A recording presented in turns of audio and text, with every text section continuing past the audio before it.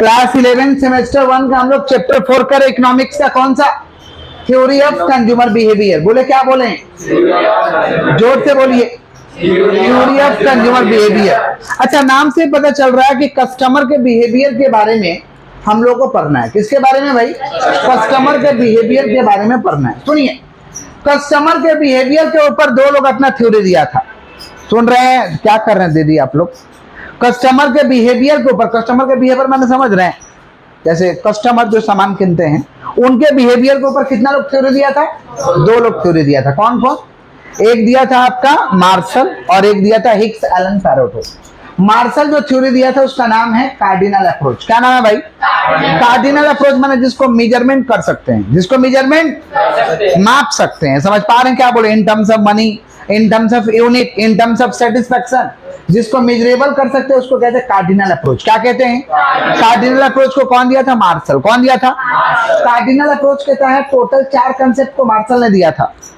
Total utility, marginal utility, law of diminishing marginal utility और एक दिया था आपका कंज्यूमर सरप्लस। कंज्यूमर 4 अप्रोच को दिया था कौन? मार्शल ने।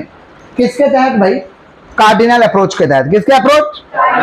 पहला टोटल यूटिलिटी माने कुल उपयोगिता, टोटल यूटिलिटी माने, और मार्जिनल यूटिलिटी माने एडिशनल उपयोगिता।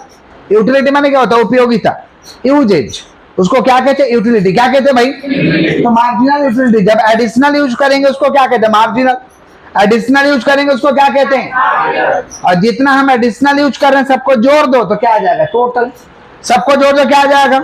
टोटल यूटिलिटी का जो कर्व होता है ये इन्वर्टेड यू होता है। यू कहते हैं उल्टा यू। इन्वर्टेड माने उल्टा यू, ऊपर से, ऊपर से। समझ पा रहे हैं? और मार्जिनल यूटिलिटी का जो कर्व होता है ये डाउनवर्ड स्लॉपिंग होता है, नीचे की तरफ। डाउनवर्ड स्लॉपिंग होता है नीचे की तरफ। क्लियर है क्या? तो मार्जिनल यूटिलिटी माने additional utility, additional extra utility. Extra का रिजल्ट पॉजिटिव भी हो सकता है, जीरो भी हो सकता है और नेगेटिव भी हो सकता है। कुछ भी एक्स्ट्रा करोगे तो उसका रिजल्ट यही होगा ना, या तो पॉजिटिव होगा या तो नेगेटिव होगा या तो जीरो होगा। और जो एक्स्ट्रा कर रहे हो सबको जोड़ दो क्या आ जाएगा? टोटल। क्या आ जाएगा? नेक्स्ट है law of diminishing marginal utility. जोर से बोलिए, law of diminishing marginal utility. एकदम प्रैक्टिकल बात बोला। समझ पा रहे हैं क्या बोल रहे हैं? क्या बोला कि when we are consuming more and more same commodity then satisfaction level is decreases, then satisfaction level is, एक ही प्रोडक्ट को बार बार इस्तेमाल करोगे तो संतुष्टि का लेवल कम हो जाएगा। संतुष्टि का लेवल, मान लो जैसे मोबाइल आप खरीदे, इस्तेमाल करते जा रहे हैं तो 5-7 साल बाद वो आपको अच्छा नहीं लगेगा मोबाइल। क्या है? संतुष्टि का लेवल कम हो गया। या तो अपने खराब हो जाएगा तो छोड़ते हैं, नहीं तो घर वाले को देते हैं। किसको देते हैं भाई? घर वाले को। किसका बात करें? Law of diminishing marginal utility. जोर से बोलिए। देखना, जो शर्ट आपको अच्छा लगेगा वो शर्ट बार बार पहनिएगा तो संतुष्टि का लेवल कम होते जाएगा। क्या हो जाएगा? जो खाना आपको अच्छा लगता है बहुत खा लीजिएगा तो 2-3 महीने तक उस खाने की तरफ देखिएगा नहीं। समझे? इसलिए बोला था जो आपको अच्छा लगता है उसको कम कम खाइए ताकि आप डेली खा पाए, 2-4 दिन पे खा पाए। समझ पा रहे हैं? एक ही बार बहुत खा लीजिएगा तो 2-2.5 महीना तो आपको उधर देखने का मन नहीं करेगा, आपका मन हट जाएगा वहां से। क्यों? क्योंकि संतुष्टि का लेवल कम हो जाएगा।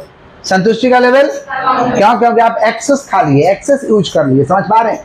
इसी को कहते हैं law of diminishing marginal utility. बोले क्या बोले? सीयू और एमयू में थोड़ा रिलेशन लिख दिए क्योंकि एमसीक्यू का जमाना है ना, पूछेगा तो आपको दिक्कत नहीं होगा।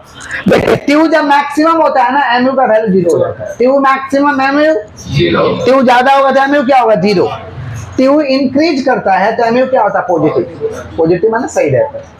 और टीयू डिक्रीज करता है तो एमयू क्या होता है? नेगेटिव। नेगेटिव माने माइनस में चल जाता है।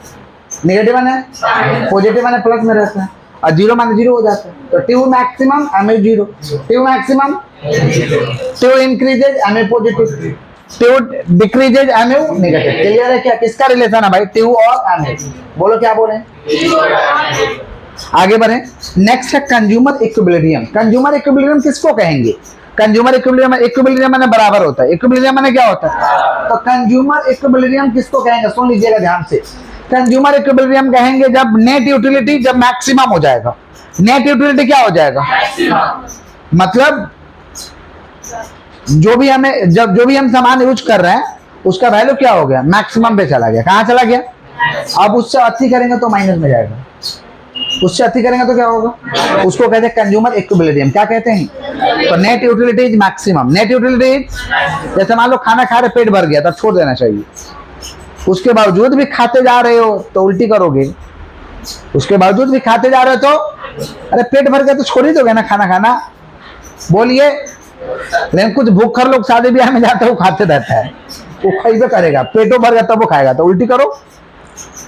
नहीं समझे? शादी वाला लोग भी जानता है बेटा ज्यादा खा लेगा उल्टी कर देगा, तो वो लोग भी हजमोला रखता है, हजमोला देता है, जवाइन देता है कि लास्ट में खा के पचाओ, समझा? हाँ लास्ट में देता है लोग, नहीं समझे कि भाई पचाइए, समझे? सौंप ऊप देता है लोग कि पचाइए, सौंप से भी पचता है, समझे? आइसक्रीम थोड़ा देता है लोग, आइसक्रीम भी पचाता है, आइसक्रीम भी ऐसा रायता रहा तो बोले थोड़ा रायता पी लीजिए, वो भी पचाता है। समझ रहे हैं क्या बोल रहे हैं? आइए, किसका बात कर रहे हैं? Consumer equilibrium. कंज्यूमर तो नॉर्मल नियम क्या कहता है? पेट भर गया तो खाना, हाँ फिर भी खाएगा, नहीं समझे? गांव में पेट भर जाता है तो ले जाता है लोग घर, गांव में पेट भर जाएगा तो घर ले जाएगा, समझे? बोलेगा ठीक है अब दो छाना दो इधर, समझे? ले जाएगा घर। आइए, इसका बात करें कंज्यूमर इक्विलिब्रियम। आज आगे बढ़ते हैं। लेकिन यहाँ का आदमी खाते जाता है, दिक्कतें हैं। और कुछ जेन्युइन आदमी है जो छोड़ देता है, कुछ जेन्युइन आदमी है छोड़ देता है, बेसिक खाने से दिक्कत है ना भाई, शरीर को कुछ भी हो सकता है। कंज्यूमर सरप्लस, सुनिए ध्यान से। तो कंज्यूमर सरप्लस क्या होता है? Consumer surplus is the difference between ready to pay and actual to pay. Consumer surplus is the difference between ready to pay and actual to pay. Consumer surplus माने उपभोक्ता की बचत, उपभोक्ता की। मार्केट में हम लोग 1000 रुपया खर्च करने के लिए रेडी थे, मार्केट क्या कस्टमर, कस्टमर को उपभोक्ता कहते हैं। 1000 रुपया मार्केट में रेडी थे खर्च करने के लिए, मार्केट में जाकर के 1200 रुपया खर्चा कर दिए, कितना आया? माइनस में 200। 1000 रुपया खर्चा करने के लिए रेडी थे, खर्चा कितना कर दिए? माइनस में कितना आ गया? यही है consumer surplus. Consumer surplus is the difference between, consumer surplus is the ready to pay and actual to pay. जोर से बोलिए। माइनस में आ गया ना? कितना माइनस में आ गया? अच्छा, 1000 रुपया खर्च करने के लिए रेडी थे, बाजार में गए 600 में काम हो गया, कितना बचा? यही है कंज्यूमर सरप्लस। यही है। दूसरे भाषा में किसान उपज किया 1000 केजी, उपज कितना किया? खा गया 600 केजी, तो बचाया कितना? तो क्या करे? गरीबों को दान दे दे, क्या करे? बेचेंगे, बेच देंगे, नहीं समझा? समझ रहे हो? अरे गांव में किसान लोग खेती करते हैं खाने के लिए, ज्यादा होगा तो क्या करेंगे? बेच देंगे। इसी को कहते हैं कंज्यूमर सरप्लस। क्या कहते हैं? तो consumer surplus is the difference between ready to pay and actual to pay. Ready to pay and इतना ही हम लोग का कहाँ पे? कार्डिनल अप्रोच में। ऑर्डिनल अप्रोच को कहते हैं indifference curve analysis. Ordinal approach का दूसरा नाम क्या है? Indifference curve analysis. कौन दिया था? Hicks Allen Pareto. बोलो क्या बोले? कौन दिया था इसको? Hicks Allen Pareto. बोलो क्या बोले? Hicks Allen Pareto. किसको दिया था भाई? Indifference curve. किसको दिया था? तो इंडिफरेंस कर्व को कौन दिया था? Hicks Allen Pareto. बोलो क्या बोले? जिसको कौन सा अप्रोच कहते हैं? Ordinal approach. कौन सा अप्रोच? उधर क्या था? Cardinal approach. इधर क्या था? Ordinal approach. सुनिए, इसका मतलब नॉट मेजरेबल। नॉट, कार्डिनल माने मेजरेबल, ऑर्डिनल माने नॉट मेजरेबल। ऑर्डिनल माने, अब इंडिफरेंस कर्व क्या है? इंडिफरेंस कर्व लोकस है। इंडिफरेंस कर्व क्या है? तो लोकस है। क्या है? इसको कहते हैं लोकस। ये क्या है? लोकस। इसमें डिफरेंट कोमोडिटी बंडल है, डिफरेंट कोमोडिटी बंडल है, और कस्टमर को खा के सेम लेवल का संतुष्टि मिलता है। कस्टमर को खा के, कस्टमर को यूज करके सेम लेवल का सेटिस्फेक्शन मिलता है। उसे क्या कहते हैं? Indifference curve. क्या कहते हैं? समझे? अभी चेक किया जाएगा तो पता चल जाएगा। समझ पा रहे हैं? आप लोग आज घर में क्या बना था खाना? क्या खाए हैं? खाए नहीं है? नहीं आपका चावल दाल सब्जी है ना? आपका भाई घर में क्या बना था? क्या बना था आपका भाई? सबका दाल भात चावल बना था। रहे हो आपका? हम ज्यादा बोलती है। क्या बना था? क्या बना था आपके घर में? सुबह से भूखे हैं? आपका खिचड़ी। तो कहने का मतलब देखिए अपने हिसाब से सभी लोग खाना बनाए, क्या संतुष्टि सभी लोग को मिला है ना खा के भाई? सेटिस्फेक्शन खाने मिला है? घर के लोग को मिला होगा ना? तो बनाया क्यों ऐसा? जिसे संतुष्टि नहीं बनाया क्यों नहीं बनाते? हाँ तो खिचड़ी बना लेते हैं, सैटरडे है, ग्राहक कटेगा। नहीं समझे बात? नहीं। तो कहने का मतलब क्या है भाई? देखिए अपने हिसाब से लोग खाना बनाए हैं, सबको खा के सेम लेवल का क्या मिला? संतुष्टि। क्या मिला है? समझ पा रहे हैं? तो यही इंडिफरेंस कर्व कहता है कि लोग अपने हिसाब से कंजम्पशन करते हैं और लोगों को सेम लेवल का सेटिस्फेक्शन मिलता है। जरूरी नहीं कि सब लोग सब सामान खाए। समझे क्या बोले? अपने हिसाब से लोग सामान यूज करते हैं और लोगों को क्या मिलता है? सेम लेवल का सेटिस्फेक्शन। समझ पा रहे हैं? क्लियर है क्या? इसी को कहते हैं इंडिफरेंस कर्व एनालिसिस। बोलो क्या बोले? तो इंडिफरेंस कर्व बोला कि एक लोकस है जिसमें बहुत सारे कमोडिटी बंडल है, चाहे कस्टमर ए वाला कमोडिटी बंडल खाए या बी वाला खाए या सी वाला खाए या डी वाला खाए या ई वाला खाए, लोग अपने हिसाब से खाते हैं और लोगों को संतुष्टि जो है सेम लेवल का मिलता है।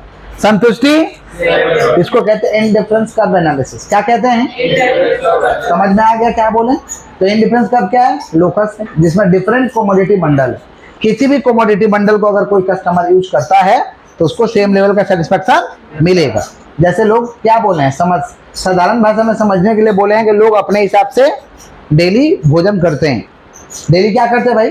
भोजन करते हैं और उनको सेम लेवल का संतुष्टि मिलता है। समझ पा रहे हैं क्या बोल रहे हैं? इसको क्या कहते हैं? Indifference curve analysis. क्या कहते हैं? इसके प्रॉपर्टीज है। प्रॉपर्टीज माने गुण है। प्रॉपर्टीज माने क्या होता है? इसके गुण क्या? सुनिए, इंडिफरेंस कर्व जो होता है निगेटिवली स्लोप्ड होता है, नीचे की तरफ होता है, निगेटिवली स्लोप्ड। और ये पूरा नीचे की तरफ मुंह भिराया हुआ देख रहे हैं, इसको कहते हैं कॉन्वेक्स टू द ओरिजिन। क्या कहते हैं? Convex to the origin. क्या कहते हैं? तो इसका कर्व कैसा होता है? Negatively sloped. बोलो क्या बोले? इंडिफरेंस कर्व कैसा होता है? Negatively sloped. और कर्व कैसा होता है? Convex to the origin. बोले क्या बोले? Convex to the origin. Curve कैसा होता है? Convex to the origin. और two indifference curve can not intersect each other. देखो दो इंडिफरेंस कर्व है ना, आपस में कट कर रहा है किसी को। Two indifference curve can not intersect to the each other. Indifference curve ऐसा नहीं हो सकता, ऐसा नहीं हो सकता। इंडिफरेंस कर्व हमेशा ऐसा रहेगा। समझ रहे हैं क्या बोल रहे हैं? दो इंडिफरेंस कर्व एक दूसरे को काट नहीं सकते हैं। दो इंडिफरेंस कर्व एक दूसरे को काट, तो पहला क्या है? इंडिफरेंस कर्व नेगेटिवली स्लोप्ड होता है, कॉन्वेक्स टू द ओरिजिन होता है। Two indifference curve can not intersect each other, can not intersect. और higher the indifference curve higher level of satisfaction, lower the indifference curve lower level of satisfaction. ये indifference curve इधर हो गया तो ज्यादा संतुष्टि देगा। देख रहे हो? Higher the indifference curve higher level of satisfaction, lower the indifference curve lower level of satisfaction. समझ पा रहे? इंडिफरेंस कर्व हायर है तो ज्यादा संतुष्टि, कम है तो कम संतुष्टि। क्लियर है?